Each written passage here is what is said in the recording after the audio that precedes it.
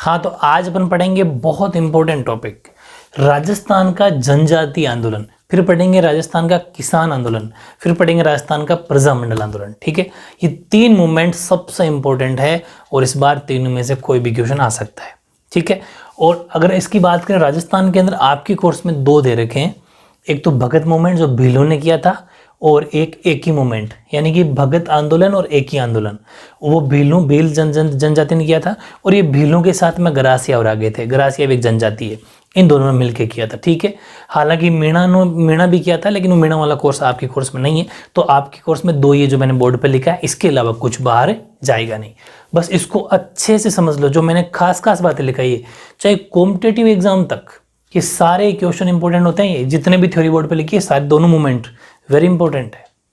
बहुत बार एग्जाम में क्वेश्चन आता है कि एक ही मूवमेंट का नेतृत्व किसने किया था, मतलब इसका लीडरशिप किसकी लीडरशिप में हुआ, मोतीलाल तेजावत ने किया, समझ पा रहे हो, या फिर भगत मूवमेंट का नेतृत्व किसने किया, या फिर भगत मूवमेंट में किस जनजाति के लोग थे, या फिर एक ही मूवमेंट में किस जनजाति के लोग थे, या फिर भगत मूवमेंट कौन कौन से जिलों में हुआ था। ऐसे क्वेश्चन आते हैं, बहुत इंटरेस्टिंग, बहुत ईजी, और अपने राजस्थान में वैसे नॉलेज होना चाहिए। ठीक है, अच्छा इंटरेस्ट लो। तो हेडिंग है राजस्थान के जनजातीय आंदोलन। एग्जाम में क्वेश्चन कैसा भी आ जाए, भगत मूवमेंट से आएगा तो आपके मैंने जो लिखा है उसके बारे में नहीं जाएगा, और पूरा पूछ ले तो फिर दोनों लिख देना है। ठीक है, तो भगत मूवमेंट की कोई बात बता दूं मैं आपको। भगत आंदोलन एक्चुअल में ये भगत आंदोलन हुआ कौन कौन से जिलों में था राजस्थान में, तो ये पूरा डूंगरपुर, मेवाड़, प्रतापगढ़, बांसवाड़ा और कुशलगढ़, इन क्षेत्र में भील निवास करते हैं। पूरी बात सुनना, कहाँ पर, डूंगरपुर, मेवाड़, प्रतापगढ़, बांसवाड़ा, कुशलगढ़ क्षेत्र में भील जनजाति के लोग रहते हैं। और भील है ना, ये अपने अत्यंत परंपरावादी आदिवासी जनजाति है। मतलब मेरा कहने का मतलब है कि इन जनजातियों में अपना अपना कल्चर है और ये अपना कल्चर किसी भी कंडीशन में, चाहे जान चली जाए, छोड़ नहीं सकते। और वैसे भी देखो, कोई भी जनजाति हो, चाहे कोई जाति हो, चाहे कोई सा भी धर्म हो, अपना कल्चर कैसे छोड़ सकता है। ठीक है, अगर छोड़ेगा तो उसका विरोध तो करेगा। हालांकि खूब टाइम पहले बहुत सारे हिंदुओं को औरंगजेब ने मुसलमान बनाया था, वो बहुत सारे मुसलमान बनाए थे कन्वर्टेड, वो डर के मारे बन गए। हालांकि अब ऐसा जमाना नहीं है, हालांकि पहले भी नहीं था। जो शूरवीर थे वो मुकाबला करते थे, डरपोक कायर थे वो कन्वर्ट हो गए। तो अब इन्होंने, इसमें क्या हुआ कि इन्होंने क्या करा कि इन्होंने अंग्रेज जो होते थे ना, वो जनजाति के जितने भी क्षेत्र हैं उन जनजातीय लोगों को इकट्ठा करते और उनको कन्वर्ट कराते ईसाई धर्म में। समझ पा रहे हो, क्रिश्चियन बनाते थे उनको। और बहुत ज़्यादा आपने भी देखा होगा इंडिया में जो अपने ही जैसे लोग हैं और वो क्रिश्चियन है, बहुत है। राजस्थान में भी बहुत जगह खूब सारे जनजातियों लोगों को क्रिश्चियन या ईसाई बनाया गया है अंग्रेजों के द्वारा, तो इनको भी कन्वर्ट किया जा रहा था। तो यहाँ पर इनको जब कन्वर्ट किया जा रहा था तो इन्होंने बहुत तगड़ा मुकाबला किया अंग्रेजों का। ठीक है, और एक गोविंद गुरु नाम का एक बंदा था, गोविंद गुरु बहुत तगड़ा बंदा था। उसने ज़बरदस्त उन लोगों को इकट्ठा किया, उनको समझाया कि हम अपने धर्म को, अपने कल्चर को, अपनी जनजाति को नहीं छोड़ेंगे, चाहे कि कोई सी कंडीशन आ जाए, हम नहीं छोड़ने वाले। ठीक है, तो फिर इन्होंने क्या करा कि मानगढ़ पहाड़ी है, ठीक है, जो बांसवाड़ा के अंदर पड़ती है, बांसवाड़ा के अंदर मानगढ़ पहाड़ी है, वहाँ पर सबको इकट्ठा किया। ठीक है, इनको जितने भी भील जनजाति के लोग, उनको इकट्ठा किया। किसने? गोविंद गुरु ने। ठीक है, और एक संप सभा बनाई। संप का मतलब समझते हो, संप का मतलब इकट्ठा रहना। अपन कहते हैं ना अपने गांव में या फिर अपने घर में भी कहते हैं कि संप से रहो, संप से मतलब प्यार से रहो, सभी मिलजुल के रहो। तो इन्होंने उसी नाम पे एक संप सभा बनाई, संप सभा बिठाई और उसमें सभी भीलों को इकट्ठा किया। इकट्ठा करके ये कहा कि किसी भी कंडीशन में हमें अंग्रेजों का मुकाबला करना है और हमें कन्वर्ट नहीं होना है। और इस चीज़ का जब अंग्रेजों को पता चला कि ये गोविंद गुरु नाम का एक आदमी है जो भीलों का एक अलग स्टेट बनाना चाहता है, समझ पा रहे हो ऐसे, क्योंकि ये तो अफवाहें सब जगह चलती है, तो बोले अब क्या करें, बोले इसको गिरफ्तार कर लो। तो उसको गिरफ्तार कर लिया, गिरफ्तार किया तो तुरंत वापस भी छोड़ दिया कुछ दिनों बाद में, क्योंकि उनको ऐसा लगा कि ये तो दंगे भड़क जाएंगे, तो उनको छोड़ दिया। छोड़ते ही कुछ शर्तें हुई होगी कि भाई तुझे छोड़ तो नहीं, लेकिन तब तू मूवमेंट आंदोलन नहीं करेगा। उसने कहा नहीं करूँगा, लेकिन जाते ही मानगढ़ पहाड़ी के ऊपर इकट्ठा किया लोगों को, और वहाँ पर मानगढ़ पहाड़ी के ऊपर लोगों को इकट्ठा करके सभी भीलों को कहा कि हमें मुकाबला करना है। ठीक है, मानगढ़ पहाड़ी, बांसवाड़ा। अब वहाँ पर जैसे इकट्ठा हुए लोग, फिर वहाँ पर अंग्रेजों ने क्या करा, अंग्रेज डर गए कि ये तो सारे इकट्ठे हो गए, हमारी बात नहीं मानेंगे। तो अंग्रेजों ने मुकाबला किया, मतलब अपनी सेना भेज दी। ठीक है, पूरी बात सुनना, स्टोरी हमेशा स्टोरी दिमाग में फिट कर लिया करो, साइड में कहीं छोटा छोटा लिख लिया करो, ताकि जब आप रिवाइज करोगे तो वो चीज़ें स्टोरी दिमाग में आएगी। तो एसएसटी बड़ी ईजी हिस्ट्री। तो फिर हुआ क्या कि वहाँ पर वो चले गए। अंग्रेजों ने क्या करा, भयंकर तरीके से गोलीबारी करी और बहुत ज़्यादा संख्या में भीलों को वहाँ पर मारा। सरकारी रिकॉर्ड के अनुसार, अगर ऑफिशियल रिकॉर्ड देखें अपन, तो लगभग 1500 जनों को मौत की घाट उतार दिया अंग्रेजों ने। समझ पा रहे हो, बहुत निर्मम हत्या करी सबकी, और इस आंदोलन को, इस मूवमेंट को दबा दिया। कोई रिजल्ट नहीं निकला। मतलब दबाने का मतलब है ना तो कन्वर्ट हुए और बेचारों को सबको मार दिया। इसीलिए इस भगत मूवमेंट को राजस्थान का जलियांवाला जो घटनाक्रम हुआ था ना, जलियांवाला बाग जो हत्याकांड हुआ था, वो कहा जाता है कि ये राजस्थान का जलियांवाला बाग हत्याकांड है। हालांकि वो तो अमृतसर में हुआ था, लेकिन ये उस जैसा ही हुआ था। हालांकि उससे ही ज़्यादा लोग शहीद हुए इसमें। 1500 किसे कहते हैं, वहाँ तो 1800 ही हुए थे, इसमें 1500 लोगों को मौत के घाट उतार दिया गया।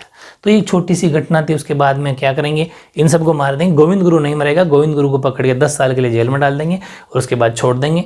उसके बाद वो गुजरात के अंदर अपना जीवन यापन करेगा। गुजरात में छोटा मोटा आंदोलन चलाता रहेगा, अपने बेलों को कुछ बातें समझाता रहेगा, लेकिन फिर वो वाली बात नहीं रही और फिर बाद में अपना गुजरात में वो मरेगा। ये छोटी सी स्टोरी थी।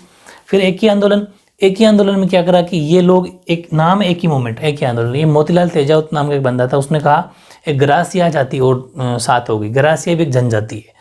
गरासिया लोग और भील दोनों मिलकर ये मूवमेंट चलाया था। आपके कोर्स में ज़्यादा नहीं है, एग्जाम में भी इसमें ज़्यादा नहीं आता। ये सारे मूवमेंट क्या है, एक तो टैक्स ज़्यादा लगाने की वजह से, या फिर इनको कन्वर्ट करने की वजह से, इनको परेशान करने की वजह से हमेशा मूवमेंट या आंदोलन होते हैं। ठीक है, अब छोटी छोटी बातें पढ़ लेते हैं। मेन चीज़ ये कहाँ पर था, तो Bhils used to reside in the southern region of Rajasthan, mainly Dungarpur, Mewar, Pratapgarh, Banswara and Kushalgarh. ठीक है, यानी कि डूंगरपुर, मेवाड़, प्रतापगढ़, बांसवाड़ा, कुशलगढ़, ठीक है, इनमें भील निवास करते थे। और Bhil is extremely traditional tribe which is aware of its social economic status.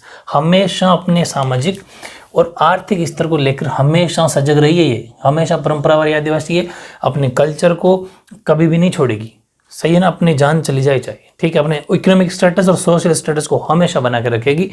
ठीक है, इसलिए भीलों को क्या हुआ कि भीलों को सामाजिक व नैतिक उत्थान के लिए गोविंद गुरु ने, मैंने बताया था आपको, गोविंद गुरु ने संप सभा की स्थापना की।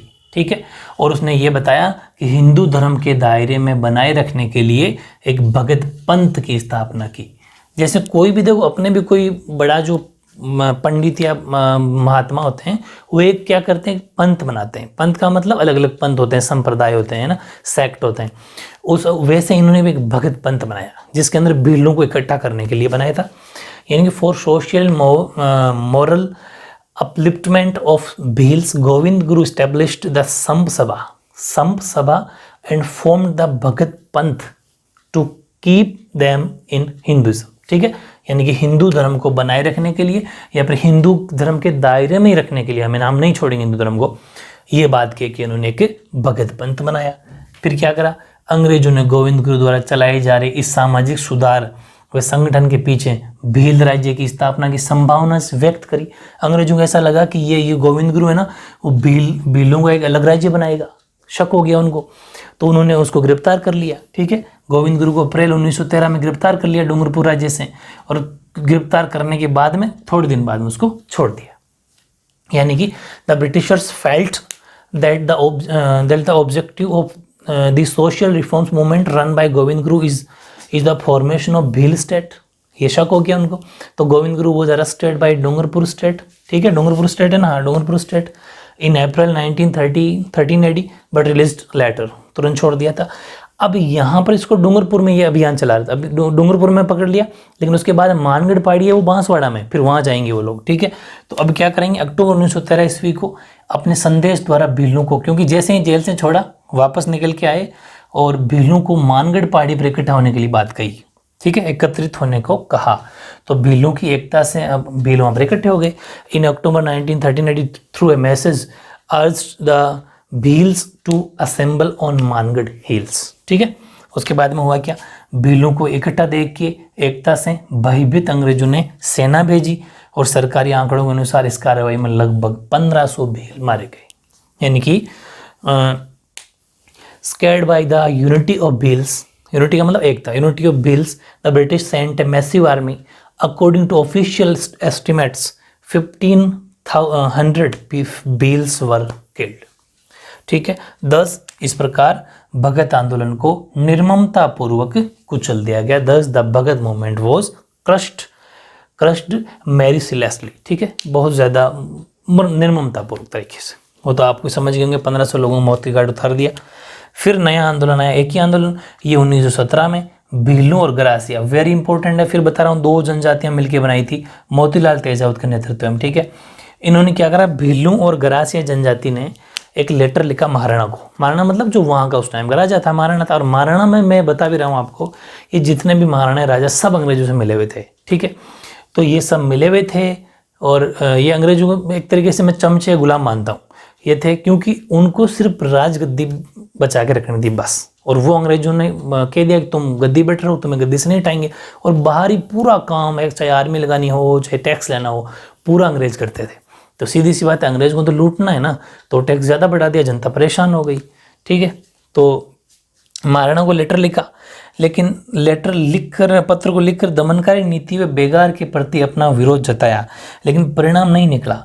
तो फिर भीलू ने मोतीलाल तेजावत के नेतृत्व में यह आंदोलन प्रारंभ कर दिया, बस इतना ही। In 1978 the Bhils and Garasia jointly sent a letter to the Maharana and expressed their protest against the exploitative policies and begar, यानी कि हम उनके खिलाफ, जो अंग्रेजों उनके खिलाफ हमारी रक्षा करो। When the expected result were not obtained, अगर जो संभावित परिणाम नहीं मिला, तो Bhils began a movement under the leadership of Motilal Tejawat. तो फिर मोतीलाल तेजावत के लीडरशिप में, नेतृत्व में यह आंदोलन किया गया, ठीक है। एग्जाम में यहाँ से क्वेश्चन क्या आएगा, फिर बता दूं कि इसमें कौन कौन सी दो जनजातियों ने आंदोलन किया। तो आपको लिखना है भील और गरासिया। किसके नेतृत्व में किया, तो मोतीलाल तेजावत का नेतृत्व। ये दो क्वेश्चन यहाँ से बनता है, या फिर इकट्ठा आ जाए एक ही मोमेंट क्या है, 1 मार्क्स या 2 मार्क्स में, तो फिर वैसा आ जाएगा, ठीक है। ये बात थी, तो बहुत इंपॉर्टेंट है। राजस्थान के जनजातीय आंदोलन के क्वेश्चन इनसे बाहर नहीं जाएगा। और अब सबसे इंपॉर्टेंट अपन स्टार्ट करेंगे किसान आंदोलन, ठीक है। हाँ, तो किसान आंदोलन यानी पीजेंट मूवमेंट पढ़ने से पहले एक क्वेश्चन फिर उठता है जो आपके कोर्स में है कि आखिर किसानों को आंदोलन करने की जरूरत क्या पड़ी, क्या कारण थे, क्या रीजन थे। एग्जाम में क्वेश्चन आ सकता है कि major reason of peasant movement, यानी कि right the major reason of peasant movement, यानी कि किसान आंदोलन के कारण को लिखिए। तो क्या क्या कारण रहे थे, 4-5 कारण मैंने आपको सिलेक्ट छांट के, हालांकि थ्योरी रूप में थे, बड़े बड़े भी, कुछ छोटे भी थे, इनको लिखा है, इनको अच्छे से पढ़ना है। पहली बात तो ये मैंने आपको बताया भी था कि जो राजा थे हमारे, वो अंग्रेजों के अंडर में आ गए, तो यहाँ की प्रजा पर ध्यान देना ही बंद कर दिया और ऐशो आराम की जिंदगी के अंदर, और थोड़ी थोड़ी समझ गए आप, हाँ बस वो लेके पड़ जाते और कोई मतलब ही नहीं है। और अंग्रेज अच्छी अच्छी क्वालिटी इनको लाग लाग दे देते और ये लोग बस टल्ली और कोई मतलब नहीं। तो फिर अंग्रेजों ने इनका बहुत ज़्यादा यहाँ की जनता का शोषण किया। देखो क्या कारण था। पहला तो ये कि अंग्रेजों के प्रभाव में आकर शासकों ने, यहाँ के जो राजा थे, शासक थे, उन्होंने अपनी प्रजा की तरफ ध्यान देना ही छोड़ दिया। Due to the influence of Britishers the rulers did not pay attention to their subjects.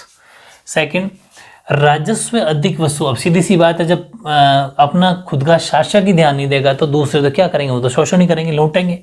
तो इन्होंने राजस्व ज़्यादा, राजस्व का मतलब टैक्स, कर ज़्यादा वसूलने के साथ साथ कृषकों से ली जाने वाली जो बेगार थी, बेगार का मतलब काम करवा लेना, बदले में पैसे टके नहीं देना, उसे बोलते हैं बेगार। बेगार वे लागू में भी अप्रत्याशित वृद्धि कर दी, ज़्यादा बेगार करा दी। कोई और टैक्स या लागें जो जितनी भी थी, लाग होती है ना, अलग अलग तरह की लागें होती है, अलग अलग तरह का टैक्स होता है, वो बहुत ज़्यादा वृद्धि कर दी उनमें, ठीक है। In addition with the collecting excessive revenue the begar and lagan taken from farmers was increasing significantly, ये भी बहुत बड़ा कारण था। तीसरा देखो, जागीरदार होते हैं जिनके पास खूब सारी जमीन दे, अंग्रेज क्या करते थे, जैसे अलग अलग जागीरदार बना देते। जैसे एक को जागीरदार बना दिया, किसी भी एक किसान को जागीरदार बना दिया, उसको कह दिया तेरे पास 100 बीघा जमीन तेरे पास है, मतलब उसके अंडर में सपोज 100 बीघा जमीन है। अब उसके नीचे वो क्या करता, जागीरदार किसानों से काम करवाता, ठीक है। तो अलग अलग, जैसे 5 किसान है तो उनको 20-20 बीघा जमीन दे दी, 100 बीघा जमीन हो गई। उनको कह दिया भाई तुम यहाँ पर काम करो, जो टैक्स, जो भी जो धान अनाज पैदा होगा उसका कुछ % उनसे काट के वो आगे दे देता। लेकिन किसानों की संख्या बढ़ गई, कृषक मजदूरों की संख्या में वृद्धि होने के कारण जागीरदारों के रुख में अधिक कठोरता आ गई। सीधी सी बात है, जब उसको, ये सब जगह होता है, अगर अपन को लेबर मिलती रहे ना, लेबर का मतलब जो काम करने वाले हैं, अगर वो टाइम बहुत ज़्यादा मिलती रहे, जैसे अभी सपोज ऐसा मानो कि कोई कंपनी है, पूरी बात को समझ है ना, कंपनी को चाहिए 5 आदमी, है ना, और ऑलरेडी 10 जने बैठे हैं, तो कंपनी वाला थोड़ा स्ट्रिक्ट होगा, दादागिरी करेगा, ये वो टाइम पे नहीं आ रहा वगैरह, मतलब बहुत सारी धमकियां देगा, क्योंकि उसे पता है कि मुझे 5 चाहिए, 5 और बैठे हैं, ये काम नहीं कर, निकाल दूंगा इसको। मतलब कठोर रुख हो गया उनका, बात करने का नजरिया बदल गया। ये अगर उसको 5 चाहिए और 3 ही होते तो बड़े प्यार से बोलता उससे, समझ पा रहे हो। तो ये कुछ कारण थे, उनके रुख में अधिक कठोरता आ गई, यानी due to this increase in number of agricultural labours the jagirdar started acting more arrogantly, right. अगला, जहां एक और कीमत में गिरावट, देखो किसानों के ना, किसानों के किसी भी चीज की कीमत का गिरना और कीमत का बढ़ना दोनों ही गलत है, समझ पा रहे हो कैसे। देखो कि अगर कीमत में गिरावट होगी, कीमत में गिरावट के कारण कृषकों की बचत का मूल्य कम हो जाएगा। अगर गेहूं 2000 में बिकता है, अगर वो 1500 में बिक रहा है, ठीक है, 1500 रुपये में अगर गेहूं बिक रहा है 1500 में, तो सीधी सी बात है किसानों की बचत ही नहीं होगी, तो रेट गिरना तो गलत है ही। तो यानी गिरावट में कृषकों का मूल्य कम हो जाएगा, कौन सा, बचत का मूल्य, सेविंग। और अगर कीमतें बढ़ेगी तो लाभ का भाग नहीं मिल पाता, क्योंकि जागीरदार लगान जिन्स के रूप में लेते हैं। मैं बताता हूँ, यहाँ पर एक वर्ड है जिन्स। जिन्स का मतलब अगर गेहूं, चावल, कोई सा भी धान होगा ना, उसको जो ये जागीरदार है वो तो एज इट इज धान लेते हैं, पैसे नहीं लेते। जिन्स का मतलब धान लेना। अगर गेहूं की रेटें बढ़ गई या धान की रेटें बढ़ गई तो किसानों को कोई खास बेनिफिट नहीं है उससे, कीमत बढ़ने से, क्योंकि वो तो जिन्स लेंगे भाई। ऐसा मान लो कि 10 क्विंटल हुआ है तो 10 क्विंटल ले लेंगे, वो तो ले जाएंगे गेहूं, पैसे तो मिलने नहीं है उसके। तो कीमत का बढ़ने से कोई मतलब किसानों पर कोई फर्क नहीं पड़ा, क्योंकि उसे लाभ का भाग नहीं मिल पाता था, क्योंकि जो जागीरदार होते थे वो जिन्स के रूप में लेते, मतलब पैसे नहीं लेते, धान लेते। Whereas in case of increase in price they could not get any profit because the jagirdar used to collect land revenue from them in form of commodities, ठीक है। और अगला है, एक और लिखना चाहते हो, वैसे कोई 4 लिख सकते हो, 5 और लिख दिया मैंने। अंग्रेजी प्रशासनिक व्यवस्थाओं को अपनाने के फलस्वरूप सामंतों का कृषकों के प्रति पैतृक नजरिया नहीं रहा। मतलब ये कि अंग्रेजी एडमिनिस्ट्रेशन किसका आ गया, अंग्रेजों का आ गया। तो अंग्रेजों की जो प्रशासनिक व्यवस्था जब से इन्होंने अपनाई, किन्होंने, यहाँ के सामंतों ने या जागीरदारों ने, तो कृषकों के प्रति, मतलब किसानों के प्रति वो पैतृक, मतलब जो खानदानी जैसे रेस्पेक्ट करते थे, जैसे कभी 5 क्विंटल हुआ 4 दे दिया तो कोई बात नहीं, कोई ऐसा कहते थे पहले, लेकिन इनका नजरिया बदल गया। अंग्रेज क्या थे, अंग्रेजों को तो लूटना था, तो स्ट्रिक्टली किसानों के लिए स्ट्रिक्टली हो गए, 5 क्विंटल तो 5 ही दे। पहले ऐसा नहीं होता था, पैसे 5 की जगह 4 दे दिया, 3.5 दे दिया, चलो ठीक है यार, ऐसा होता था। तो ऐसा नहीं हुआ। After adopting the British administration system, the paternal outlook, paternal का मतलब पैतृक, खानदानी, outlook of the jagirdars towards the farmers change हो गए, ठीक है। तो ये एग्जाम अलग से क्वेश्चन पूछ सकता है, कारण, तो ये अपन को कारण लिखना है, ठीक है। तो हाँ, अब अपन स्टार्ट करते हैं किसान आंदोलन। और सबसे इंपॉर्टेंट किसान आंदोलन वो बिजोलिया पीजेंट, यानी कि बिजोलिया पीजेंट मूवमेंट, बिजोलिया किसान आंदोलन आज तक का सबसे इंपॉर्टेंट ये है। पहली बात तो ये कि इस बारे में थोड़ी सी मैं आपको ऐसी हिस्ट्री बता दूं, प्री हिस्ट्री बता दूं कि ये बिजोलिया एक जगह है, ठीक है। ये बिजोलिया एक ठिकाना था। ठिकाना का मतलब ये होता है कि जैसे एक तो होता है पूरा, जैसे कि पूरा राजस्थान के अंदर मेवाड़, मारवाड़, ऐसे अलग अलग होते थे। तो मेवाड़ के अंदर एक ठिकाना था, मेवाड़ का प्रथम श्रेणी का ठिकाना, मतलब उच्च एक ए श्रेणी का, ए ग्रेड का ठिकाना था। ठिकाना का मतलब इसके नीचे जिसमें जागीरदार या सामंत होते हैं, और पूरे उसके अंदर एक बड़ा राजा उनके कंट्रोल में होता है, छोटे छोटे ठिकाने बना रखे होते थे। एक राजा होता था, उसके ऊपर तो पूरा साम्राज्य होता है, उसके पास एम्पायर होता है, उसके नीचे फिर वो ठिकाने बना देता था। ठिकाने का मतलब कि यहाँ की जागीर आपके पास, इस गाँव की आपके पास, इस गाँव के आपके, अलग अलग ठिकाने बना देता था। तो वैसे ही बिजोलिया एक उच्च कोटि यानी अच्छी ए ग्रेड का ठिकाना था, काफ़ी बड़ा ठिकाना था। यहाँ पर क्या था कि इस बिजोलिया के अंदर स्टोरी ये है कि ये सबसे बड़ा आज तक का, पूरे संसार में सबसे बड़ा आंदोलन था ये। 44 ईयर्स, 44 साल तक चला। इतिहास का या पूरे भारत का या पूरे संसार का सबसे बड़ा मूवमेंट, सबसे बड़ा आंदोलन किसान आंदोलन, बिजोलिया किसान आंदोलन है, जो 44 साल तक चला। इसके विदेशों में चर्चे हुए, देश में तो हुए, विदेशों में भी चर्चे हुए, इसके बहुत ज़बरदस्त तरीके से चर्चे हुए। तब जाके कोई इसका समाधान निकला 1941 में। 1941 में स्टार्ट कब हुआ था? 1897 में, 1897 में स्टार्ट हुआ और 1941 में जाके ख़त्म हुआ था। ठीक है, इसके बारे में ये है कि एक्चुअल में ये है यहाँ का एक, अच्छा एक बात बता दूं, ये जितने भी आंदोलन होंगे वहाँ पर जातियाँ भी डिपेंड करेगी। जैसे यह धाकड़ जाति ने स्टार्ट किया था, ठीक है, धाकड़ जाति के द्वारा किया गया आंदोलन है ये। तो ये छोटी सी बात बता दूं कि यहाँ के किसान अधिकांश धाकड़ जाति के थे, ठीक है, और most of the farmers of this region were from Dhakad caste. फिर दूसरी बात हुआ क्या था कि 1894 के अंदर जो इनका वहाँ का जागीरदार था, मैंने कहा ना जागीरदारी सौंप रखी होती थी, तो वहाँ का जागीरदार था गोविंदास। ठीक है, ध्यान से सुनना, वहाँ का जागीरदार था गोविंदास। तो गोविंदास ठीक था, किसानों को कोई उससे प्रॉब्लम नहीं थी।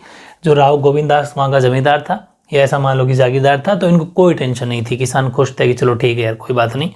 लेकिन जैसे ही उस 1894 में 1894 में राव इसकी गोविंदास की मृत्यु हुई, राव गोविंदास की जैसे ही मृत्यु हुई तो नया सामंत बना, नया जागीरदार बना, और नया जागीरदार का नाम था कृष्ण सिंह। पूरी बात सुना ना, कृष्ण सिंह जैसे ही नया सामंत बना या जागीरदार बना, उसने 84 प्रकार के 84 टाइप के टैक्स जनता पर लगा दिए। किसान बड़े परेशान हुए, 84 प्रकार के टैक्स, तरह तरह के बात के टैक्स लगा दिए। इसका रिजल्ट अब करें क्या, समाधान कैसे करें? फिर इससे परेशान होकर किसान ने क्या करा कि एक मीटिंग की सोची कि यार कहीं पर इकट्ठे होते हैं। तो मौका ये था कि गिरधरपुरा गांव का ही एक कोई गंगाराम धाकड़ नाम का आदमी था, ठीक है, उनके पिताजी की हो गई मृत्यु। तो आपको पता है गांव में मृत्यु होती है तो मृत्यु भोज रखा जाता है, ठीक है। तो मृत्यु भोज का मतलब जब जो 12वें के दिन सभी लोग इकट्ठे होते हैं, मौका था इकट्ठे होने का, और उस टाइम पर सभी लोगों ने उसके मृत्यु भोज में सभी शामिल हुए और सारे धाकड़ जाति के किसानों ने एक मीटिंग रखी। हजारों संख्या में किसान इकट्ठे हुए और उन्होंने ये प्लान किया कि भाई ये तो आंदोलन करना चाहिए हमें, 84 पर अगर टैक्स हम देंगे तो फिर लुट जाएंगे, क्या मतलब इस तरीके का। तो इनका उन्होंने ज़बरदस्त विरोध किया और इस वहाँ पर मीटिंग रख के, अब आपको पता है ये तो एक ठिकाना था, इनके ऊपर बैठता था मेवाड़, तो मेवाड़ पूरे मेवाड़ के कंट्रोल में आता था ये सारे ठिकाने। तो उन्होंने वहाँ पर मीटिंग रख के जो मेवाड़ का महाराणा था उसको इन्होंने मैसेज भेजा। मैसेज का मतलब उनको अवगत करवाया, ठीक है। अवगत कौन करवाएंगे? यहाँ पर साधु सीताराम दास नाम के एक व्यक्ति आएंगे जो वहाँ पर लाइब्रेरी के अंदर नौकरी करते थे, वहीं पर अंग्रेजों की। तो मेरी बात सुनना, वो भी उनको ही पता चला। तो साधु सीताराम दास को इसका जनक माना जाता है, इस आंदोलन का मुख्य फाउंडर मान लो एक तरीके से। वो कौन है? साधु सीताराम दास, पढ़ेंगे भी आगे। तो साधु सीताराम दास ने इन किसानों को कहा कि एक काम करो, आप मेवाड़ के महाराणा से जाके मिलो। तो मेवाड़ के महाराणा जाके मिलेगी, भाई ये जो आपका नीचे का जो आपने जागीरदार बिठाया ये तो बहुत ही क्रूर आदमी, इतने सारे टैक्सेस लगा दी हमारे ऊपर। तो उन्होंने कहा ठीक है बात करेंगे। ऐसा कहा, रिजल्ट कोई निकला नहीं, किसान वापस घर आ गए छोटा सा मुंह लेके। तो किसानों ने उनको अवगत जरूर करवाया लेकिन कोई रिजल्ट नहीं निकला। फिर बहुत ज़्यादा फोर्स वो किया किसानों ने, आंदोलन को स्टार्ट किया। इतने में क्या हुआ कि इस कृष्ण सिंह ने इसके फिर खुजली चली और उसने एक टैक्स और लगा दिया जिसका नाम था चौरी कर, चौरी टैक्स। पूरा सुना, चौरी नाम से पता चल रहा होगा कि शादी से रिलेटेड, बिल्कुल शादी से रिलेटेड टैक्स था। इसने क्या किया कि जो कोई किसान अपनी बेटी की शादी करेगा, ठीक है, जो कोई भी किसान अपनी बेटी की शादी करेगा वो मुझे 5 रुपये पर लड़की के हिसाब से चौरी टैक्स देगा। 5 रुपये आपको टैक्स देना पड़ेगा, उसे बोलेंगे चौरी कर। किसानों को बहुत बुरा लगा कि यार ये तो अपनी एक इमेज डाउन है इस तरीके से, मतलब एक अपने स्टेटस को धब्बा लग रहा है। एक तो अपनी बिटिया की शादी अपन कर रहे हैं, खर्चा अपना लग रहा है, इसको उल्टा अपन जाके उसको कहेंगे ले भाई मुझे शादी करने दे, मैं तुझे 5 रुपये देता हूँ। किसानों को बहुत बुरा लगा, किसानों ने इसका तो ज़बरदस्त विरोध किया। कोई महाराणा वाराणा के पास गए ही नहीं, फिर वहीं पर उसी लेवल पर ज़बरदस्त विरोध किया। हालांकि इस कृष्ण सिंह को फिर दब गया, कृष्ण ने झुक गया और ये चौरी कर तो इसने वापस ले लिया था उस कुछ दिनों बाद में, ठीक है। लेकिन इतने में कृष्ण सिंह थोड़े दिन बाद में कृष्ण सिंह ने जो मर गया, ठीक है। अब कृष्ण सिंह कुछ दिन बाद मर गया तो कृष्ण सिंह के बाद में नया शासक बना। एक्चुअल में कृष्ण सिंह की कोई संतान नहीं हुई, कृष्ण सिंह जो था ना, उसके एक्चुअल में कोई औलाद नहीं हुई। फिर उसने एक जने को गोद लिया था, उसका नाम था पृथ्वी सिंह। ठीक है, इस पृथ्वी सिंह को इस कृष्ण सिंह ने गोद लिया था। तो सीधी सी बात है, गोद लिया तो उसका उत्तराधिकारी या सक्सेसर कौन होगा, ये होगा। तो उसकी जगह ये अपनी गोद लिया था बेटे को, और बेटे को वहाँ का जागीरदार बना दिया। तो ये नया सामंत या जागीरदार बना पृथ्वी सिंह। पृथ्वी सिंह उससे ही ज़्यादा निकम्मा निकला। इसने एक फिर नया टैक्स लगा दिया, तलवार बंदाई कर।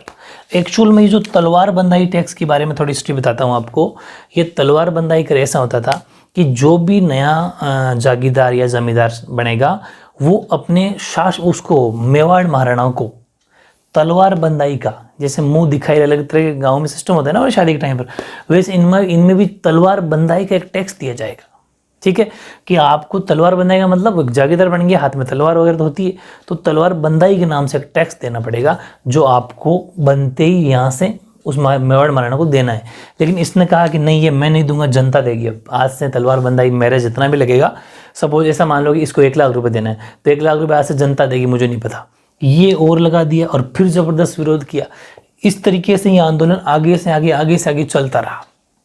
ठीक है, वीडियो बहुत ज़्यादा बड़ा बन जाएगा और ये वेरी इंपॉर्टेंट, इसलिए मैंने इतनी बातें लिखी है। नेक्स्ट वीडियो में बहुत ही परफेक्ट तरीके से इसको समझने वाले हैं और ज़्यादा, क्योंकि बिजोलिया बहुत ज़्यादा इंपॉर्टेंट है। ठीक है, अभी तक मैंने क्या लिखा कि यहाँ के किसान अधिकांश धाकड़ जाति के थे। 1894 में साधु राव गोविंद दास तक की मृत्यु तक इनको कोई दिक्कत नहीं थी, जमींदार के खिलाफ कोई शिकायत नहीं थी। यहाँ के किसानों को, most of the farmers of the region were from Dhakad caste. In 1894 AD, till the time of death of Rao Govind Das of Bizolia, the farmers were not in extreme opposition of जागीरदार, कोई शिकायत नहीं थी। लेकिन जैसे ही 1894 ईस्वी में बने नए जागीरदार कृष्ण सिंह ने 84 प्रकार के कर लगा दिए। इसके बाद बेगार अलग से लेता था।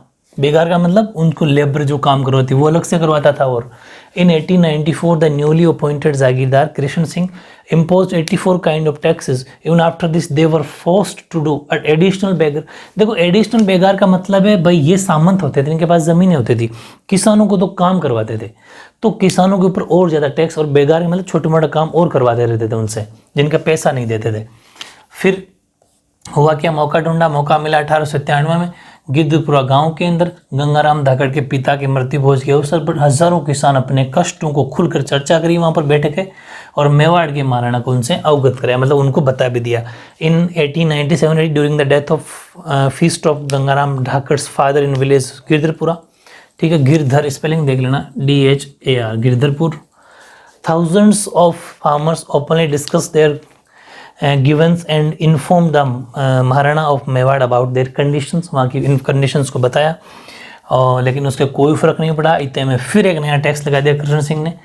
राव कृष्ण सिंह ने 1903 में किसानों पर फिर चौरी कर नामक का एक नया कर लगा दिया। इसमें हर व्यक्ति को अपनी लड़की के विवाह के अवसर पर 5 रुपये ठिकाने के कोष में जमा करवाना पड़ता था। ये मत सोचना कि 5 रुपये का क्या, उस टाइम पर 5 रुपये बहुत ज़्यादा हुआ करते थे। ठीक है, तो Rao Krishna Singh imposed a new tax named Chauri tax on the farmers in 1903 AD। ठीक है, और फिर 1906 के अंदर बिजोलिया का नया स्वामी बना पृथ्वी सिंह, उसने तलवार बंदाई नाम का कर लगा दिया। ठीक है, नया कर लगा दिया। 1906 AD the newly appointed jagirdar of Bijolia Prithvi Singh imposed a new tax named तलवार बंदाई। ये बातें लिखी, बहुत ज़्यादा इंटरेस्टिंग स्टोरी है, बहुत दमदार किसान लड़ेंगे, अपन आगे नेक्स्ट में पढ़ेंगे। ठीक है, जब तक इतने को लर्न करके रखो, हिस्ट्री है, अच्छे से पढ़ो, रेगुलर स्टडी करो, बार बार पिछले वीडियो भी देखते रहना, और अब आपको रोजाना टेस्ट मिलने वाले हैं। ठीक है, अच्छी मेहनत करना, क्योंकि 90 का टारगेट क्रॉस करना, उसको हासिल करना, अचीव करना बेहद मुश्किल होता है। मुश्किल कुछ भी नहीं है, लेकिन मतलब मेहनत करनी पड़ती है उसके लिए ज़्यादा। ठीक है।